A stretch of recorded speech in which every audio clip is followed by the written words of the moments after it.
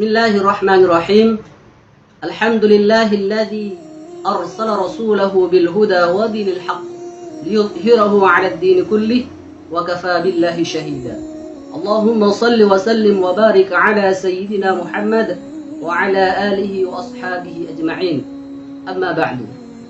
Pada kesempatan kali ini insyaallah kita akan jelaskan mengenai bolehnya berzikir menggunakan tasbih. Supaya apa? Supaya kita beramal semakin yakin. Karena amalan kita berlandaskan pada ilmu. Karena amalan kita berlandaskan pada dalil. Karena amalan kita berlandaskan pada hujjah. Pertama-tama harus dipahami bahwa tasbih itu hanyalah alat, hanyalah media, hanyalah perantara. Mana hukum menggunakan alat, menggunakan media itu adalah hukum asalnya adalah boleh. Al-aslu fil asya al-ibahah. Kemudian mengenai hukum lanjutan dari suatu alat, suatu media ataupun suatu perantara itu mengikuti hukum tujuannya, mengikuti hukum peruntukannya. Bagaimana juga disebutkan dalam kaidah fikih lil wasaili hukmul maqasidi. Jadi media, perantara ataupun alat itu hukumnya mengikuti peruntukannya. Jadi jelas bahwa tasbih di sini ketika digunakan berzikir, dan berzikir itu adalah amalan yang disunnahkan, sehingga menggunakan tasbih juga bagian dari amal yang disunnahkan. Hal itu disebutkan dalam beberapa fatwa, termasuk fatwa Al-Azhar, Darul Ifta, Al-Misriyah juga menyebutkan bahwa menggunakan tasbih itu termasuk diperbolehkan, bahkan dianjurkan. Kemudian Al-Imam Abu Daud dalam kitab sunannya menyebutkan satu bab khusus mengenai babut tasbih bil hasa. Jadi menggunakan alat untuk bertasbih, yaitu bab bertasbih dengan menggunakan batu. Sudah disebutkan ada riwayat dari Sa'ad bin Abi Waqqas bahwa beliau suatu ketika bersama Rasulullah SAW dakhala 'ala imra'atin, jadi mendapati seorang wanita, wa baina yadayha nawa aw hasa tusabbihu bihi, mendapati seorang wanita yang di tangannya itu dia memegang kerikil ataupun nawa. Nawa itu biji kurma yang ia gunakan untuk tusabbihu bihi, digunakan untuk bertasbih. Syekh Muhammad Abadi ketika mengomentari hadis ini dalam kitabnya Aunul Ma'bud Syarah Sunan Abi Daud, beliau menyebutkan al-haditsu dalilun ala jawazi addi tasbih bin nawa wal hasa wa kadza bis subhati. Jadi beliau menyebutkan hadis ini menunjukkan bolehnya menghitung tasbih dengan menggunakan biji kurma ataupun batu. Bitakririhi sallallahu alaihi wasallam lil mar'ati ala dzalik. Karena Rasulullah sallallahu alaihi wasallam menetapkan atau mendiamkan apa yang dilakukan oleh wanita tersebut, wa adami ingkarihi, dan Nabi tidak mengingkarinya. Artinya ini bagian dari sunnah takririyah.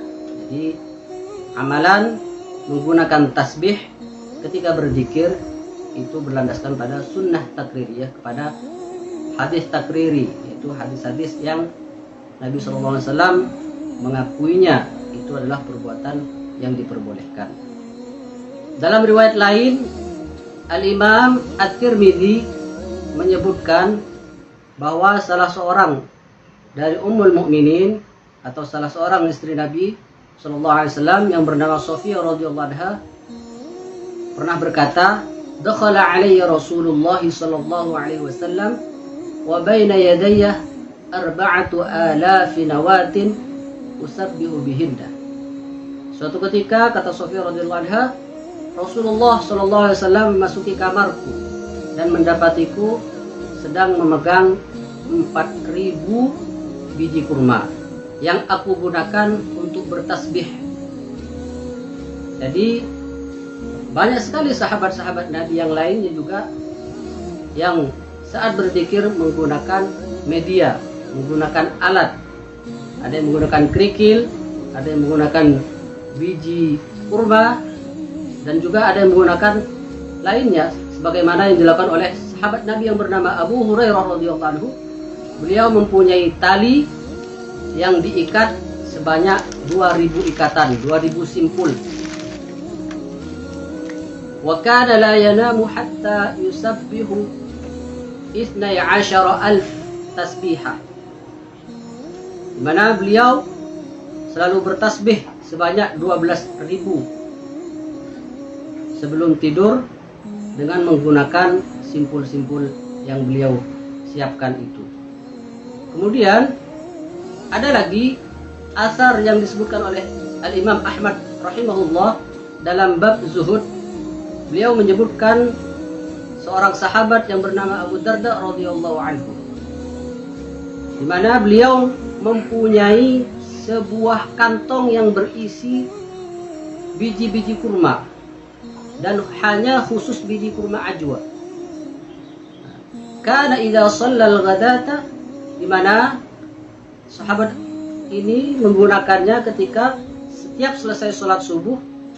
Beliau akhrajahunna wahidatan wahidatan. Beliau keluarkan satu persatu untuk digunakan bertasbih, sehingga semua isi kantong itu habis semuanya. Dan begitu juga sahabat-sahabat lain ketika bertasbih, berzikir menggunakan batu kerikil. Begitu juga ada yang menggunakan biji-biji kurma sebagaimana Sa'ad bin Abi Waqqas radhiyallahu anhu dan Abu Sa'id Al-Khudri radhiyallahu anhu. Al-Imam Jalaluddin As-Suyuti dalam kitabnya Al-Hawi lil Fatawi menyebutkan, "Walam yunqal an ahadin min as-salafi wala min al-khalafi al-man'u ala 'addi dzikri bis-subhati." Kata beliau, tidak ada satupun baik dari ulama salaf maupun ulama khalaf yang melarang untuk menghitung zikir menggunakan subhah, menggunakan alat atau menggunakan tasbih. Bahkan yang lebih tegas lagi, Syekh Abdul Fattah Al-Yafi'i, beliau mengatakan, ittafaqatil madahibul arba'atu ala jawazi ittikhadis subhati wa dzikri biha. Beliau mengatakan bahwa 4 ulama madhab sepakat mengenai bolehnya menggunakan alat, menggunakan tasbih atau yang lainnya dalam berzikir. Jadi mudah-mudahan dengan penjelasan ini kita semakin yakin, semakin bersemangat dan istiqamah. Kurang lebihnya mohon maaf. Hadanallahu wa iyyakum. Subhanallahi wa bihamdihi. Subhanakallahumma wa bihamdika. Asyhadu an la ilaha illa anta. Astaghfiruka wa atubu ilaik.